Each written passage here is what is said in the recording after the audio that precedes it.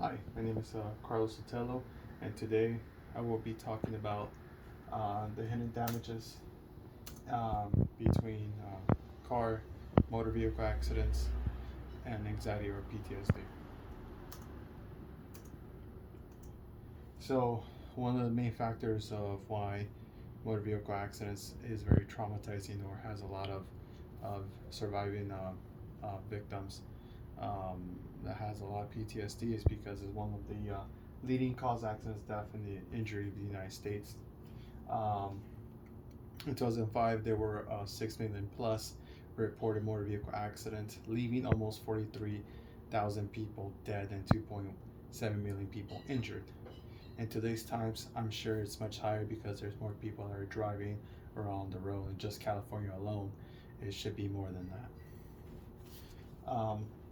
Another thing about why motor vehicle accidents happens to be very traumatizing is also, like I said, it's something very popular that kids, as soon as they're 18, that's one of the things they look forward to. And traffic accidents are ranked 11 leading cause of death in the world, not just in the United States, but in the world. So why do people drive? Knowing the stats and the risk of why it's very dangerous. Why is it that people drive or want to drive? They drive for many reasons. One of the reasons is because they go to work, they want to go have fun. You're 18, 19, college, you want to go have fun, to the beach, movies, whatever. People make a living out of it, especially in today's society where people want extra cash, make more cash without getting a commitment of a job. They do Uber or Lyft. People drive even for euphoria, like myself. I like driving at night. I love going the highways, freeways, and just love speeding. Something I enjoy. Um, the most common thing is to stay in touch with people, relatives, friends you haven't seen in a while. It's right there. Your car is right there to just help you get to point A to point B. So, the hypothesis. Even though vehicles or cars are very exciting, does motor vehicle accidents cause PTSD?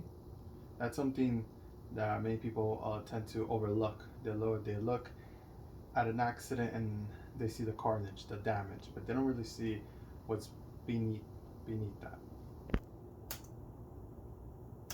So in the first study, the first study is basically a 5 point scale questionnaire. In this study, they basically try to get people or you know between ages 18 to 72. There's a lot of exclusions. So one of the main exclusions, you can't have any pre-existing conditions. So for example, if you have a heart, what's it called,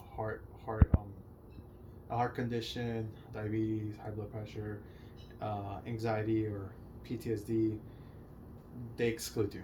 So one of the patients was 72 years old and she was relatively healthy, so they included her too. Um, so the measurement of the study first took for 30 from the first 30 days and 3 months, and I actually forgot to add 7 days. But the first initial people they want to get are the people that were in motor vehicle accidents that was healthy, no pre-existing illnesses, and they want to measure between the 7 days, 30 days, and 3 months. So those kind of a longitude study, and the way they did it was, like I said, a questionnaire. And study two, this one's actually a 6 part questionnaire. This was also a longitude study for 6 months, so this one actually took it 3 months ahead. And in order for them to commit to this, they gave the participants $50 to come back so they could make their studies more, have more validity, so that way they could have real evidence between the timelines from the first month to the sixth month.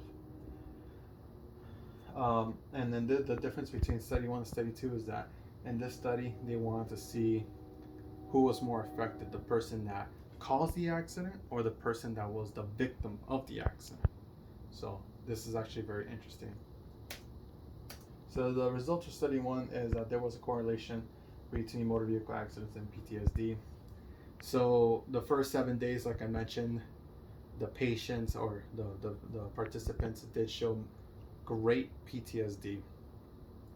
On 30 days, survivors showed 30 days later, they still show PTSD, but not as much as in the first 7 days. And it was actually more common on women to show more PTSD than men.